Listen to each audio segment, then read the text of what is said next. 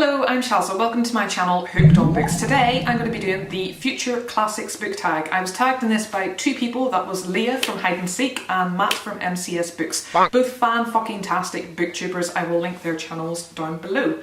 And I am currently in the middle of cooking, so you're just going to have to deal with the fact that I'm going to be busy whilst chatting shite to you. Although I'm going to have to look at the questions and show you books whilst trying to cut a fucking mushroom up. Right, question number fucking one. Why do I have to swear so fucking much? Question one.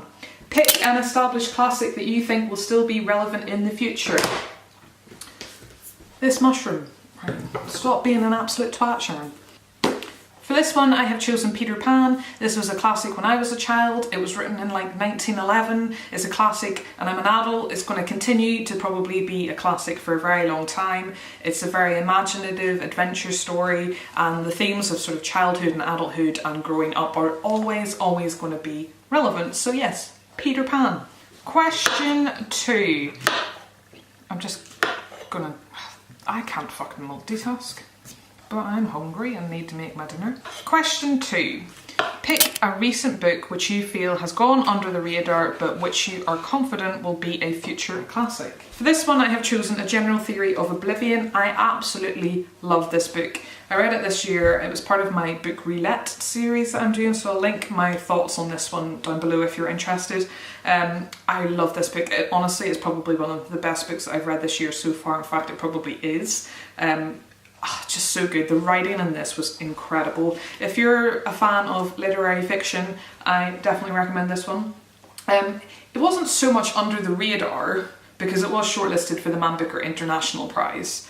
However, it's one of those ones that you are kind of aware of it when it's shortlisted, but once that sort of prize ends and it's over, this kind of hides away and no one really seems to be mentioning it. I haven't really heard very many people talk about it and I think it's brilliant and I think that it should be a classic. Well, even is a classic anyway. It's about this character Ludo who locks herself inside her apartment for years and years and years and years, and you get this sort of glimpse into her internal world as well as little snippets of the outside world as well. Snippets of the outside world as well. Snippets of the outside world as well. But I largely just love that sort of introspective aspect that you get in terms of understanding her sort of way of thinking, her philosophical thoughts, and just, yeah, brilliant. I really recommend this one. Question three.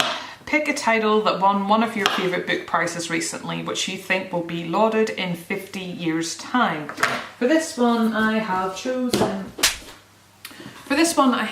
Lincoln in the Bardo by George Saunders. This won the most recent Man Booker Prize and I loved it. This is the Waterstones exclusive edition, which I love, and it's also out in paperback in the UK now as well. So this, yeah, won the Man Booker Prize and it's one of the most interesting books I've read in terms of its narration style. So what I loved about this one in particular was the narration style as well, because it's a combination of first and third person. And what I love in this one, it's narrated by many different voices, many of which are ghosts. And it centres around Abraham Lincoln and his son who's really ill and eventually dies. But if you can see here, it's really bizarre. But I thought at first this was weird and I wasn't gonna like it because I couldn't really get into the narration style. But as soon as I started to kind of get on with it, I just thought it flowed brilliantly. So I thoroughly enjoyed this one and I think that it's one that is always going to be respected and definitely can see this being considered a classic in the future. Question five. Pick a favourite book that you want to save for your grandchildren or your friends' grandchildren. I'm glad it says that because I don't want children.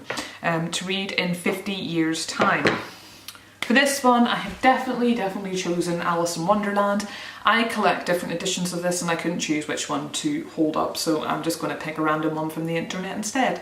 And at some point I'll probably show my Alice in Wonderland collection as well anyway. It's one of the most imaginative, creative, philosophical, brilliantly...